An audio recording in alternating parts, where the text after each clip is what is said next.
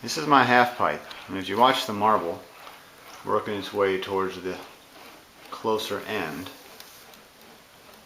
you'll see this feature takes up just about the most time, even more than any of the funnels, before the marble will finally leave, just like that.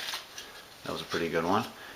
And the reason it takes so long is because although this is the lowest point in that whole shape, I've curved the ends so that the lower end here is actually more tightly curved so that the sides are fairly steep compared to the far end. I don't know if you can tell that. The far end, the walls are not very steep, so the shape is kind of unusual. And maybe you can tell from the side how the right end is more steeply bent than the left end. And if you think about how that might work, that means when the marble is in here, if it goes up one side, it'll tend to get pushed back uphill because this end is steeper, especially if it's still going pretty fast. It'll tend to get pushed back in this direction.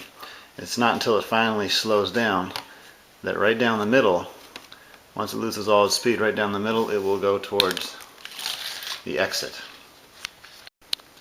So I used just a regular 8.5 by 11 inch piece of paper, and I mounted it you can see I just taped one end to a beam. The other end I took 2 shelves and I mounted it to 2 shelves kind of the same way, and I also put some tape along the side up here. I don't know if you can see that, this piece coming down here.